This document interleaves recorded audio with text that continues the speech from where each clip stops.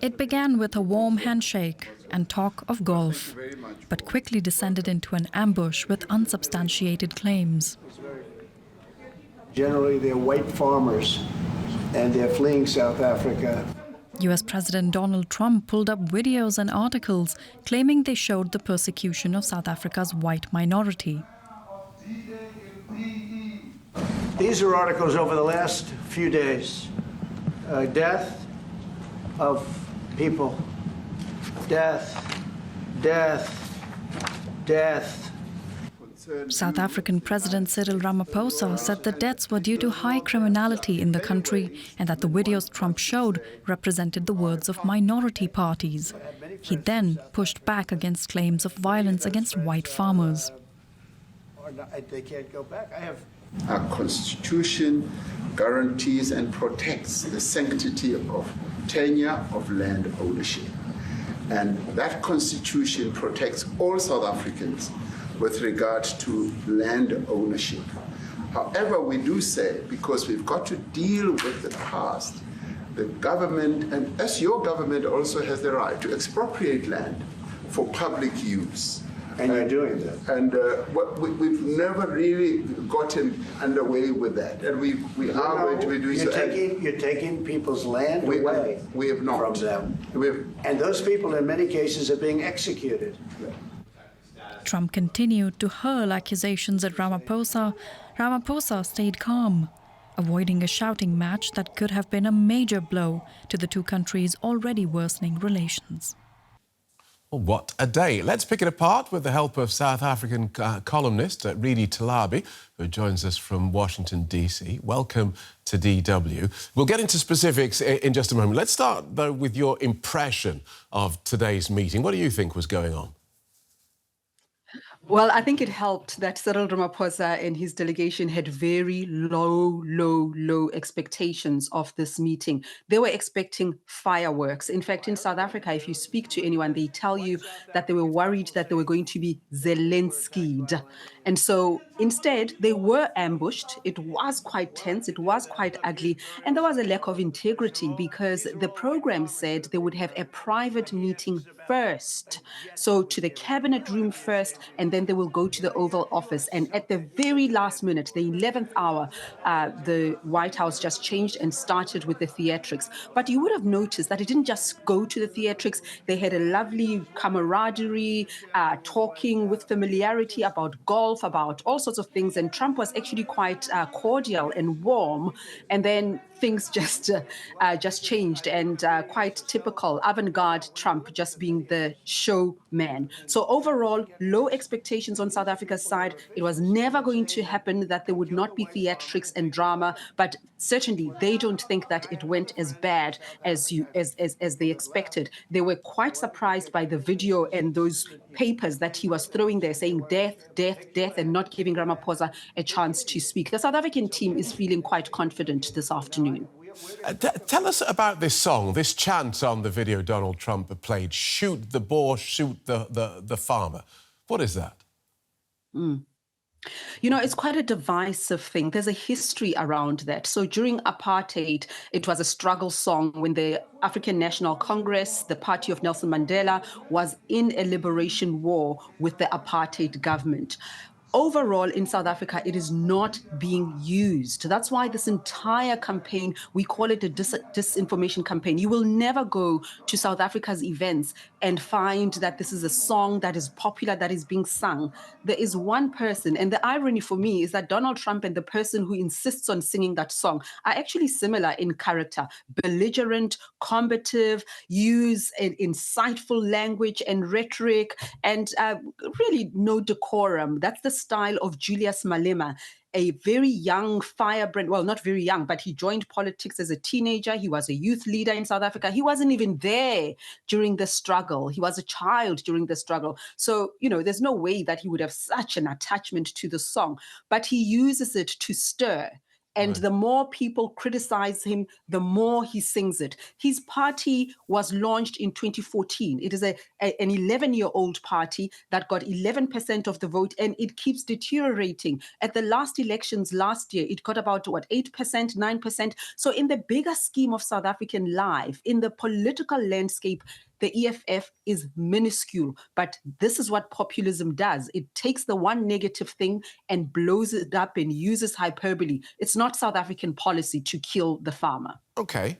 Not hyperbole, though, when President Trump is talking about white farmers being killed. It was noticeable that President Ramaphosa talked about farm murders as though they were a thing, an established fact. What is going on South Africa's farms?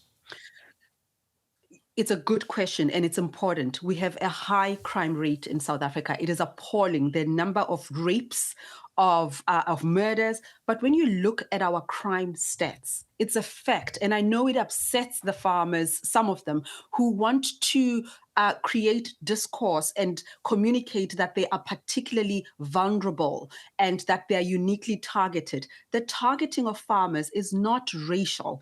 It is because they are isolated in outskirts, and often there are labor disputes between the farmers, who are mostly white, and the laborers who are black. So these labor disputes, the farmers are vulnerable, they're often elderly, and they get attacked. But what is the fact in South Africa? Do you know that the highest number of murder victims are black men? And that just makes sense. We're a majority black country. Right. Black men are in the majority, and there's a lot of violence. That is true. The majority of murdered people are black men. Majority of raped people are black women. Why? Because of the inequality, because of apartheid spatial planning. Black people and forced removals, they typically live far away from economic activity. They take like 2-3 taxis or buses to get to work. So often they are walking in the streets. It is still dark. The sun hasn't come out, and there's high rape in places where black women live. So the crime situation in South Africa is not something that the South African government should be proud of.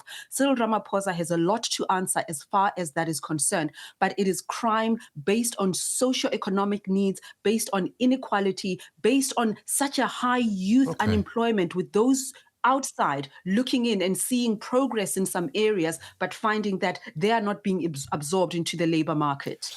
Tell us about these refugees who arrived, these white South African refugees who arrived in South Africa last week. My question was going to be, when you saw them arrive in the US, did you roll your eyes at their performance, or did you feel sympathy for their oppression?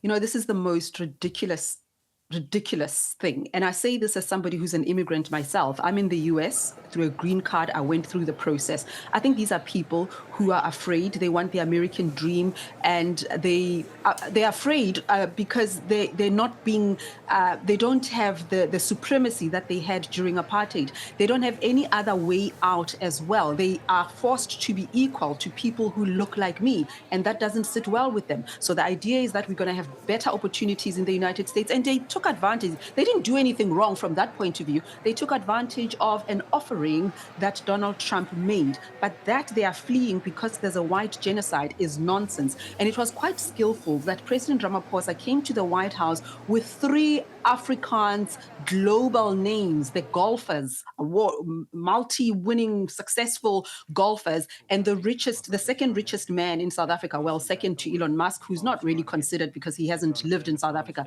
but Johan Rupert, who's a farm owner himself, and he's Afrikaans, and he's super wealthy. Redi Tlhabi, any else. I mean, they are household names globally. To come with people like that who say, hey, I'm Afrikaans, I own a farm, I own land. There is no white genocide. If people wanted to come to the United States and there was no other way, fine. But this is the preoccupation, and the whole world is in a state of paralysis over this. And the very fact that only 49 people came, when the plan was announced, we understood from the US Embassy that there was interest from 8,000 Afrikaners out of hundreds of thousands, and not even a fraction of them met the criteria. So it's overblown. Thanks for talking us through that so clearly, Redi. South African columnist Redi Tlhabi, thank you so much. All right, well, let's discuss this further with Zainab Usman, Senior Fellow and Inaugural Director of the Africa Programme at the Carnegie Endowment for International Peace. Zainab, thanks for joining us. So, the US President claims that South Africa's white minority are being persecuted. Is there any truth to those allegations? Well, thank you very much for having me here. As we heard during the press briefing with President Ramaphosa of South Africa, this is clearly not the case. The situation in South Africa is such that there are high levels of crime. And this is what I think the South African delegation tried to convey, and perhaps they conveyed that successfully. The first half of the meeting, clearly President Trump made that claim that there's a genocide against white South Africans. But towards the second half of the meeting, we could see that the South African delegation was able to clearly clarify that there are high levels of crime that affect everyone in South Africa. And that continued collaboration with the US could help address that situation in South Africa. What do South Africans think of Trump's claims? Clearly, a lot of South Africans, whether you judge their reactions by what is being posted on social media or how they are expressing themselves on traditional media and elsewhere, are not very happy with what they see as not a very accurate representation of the situation on the ground in the country. But I believe that this meeting that happened in the White House, the press briefing itself, as well as a 2-hour meeting that happened after the press briefing, can help kind of smoothen and clarify the situation on the ground. Now, President Trump has been quite critical of South Africa's case accusing Israel of genocide in Gaza at the International Court of Justice. How do you think that has affected South Africa-US relations? Indeed, the case that South Africa filed against Israel in the International Court of Justice has been, since before the Trump administration, a key area of contention in terms of the relationship between the US and South Africa, particularly in the US Congress. So it is very interesting that during this press briefing that just concluded today, the Israel ICJ case did not even come up. Interesting. We'll leave it there, Zainab, but great getting your thoughts this evening. Zainab Usman of the Carnegie Endowment for International Peace joining us tonight from Washington, D.C. Take care.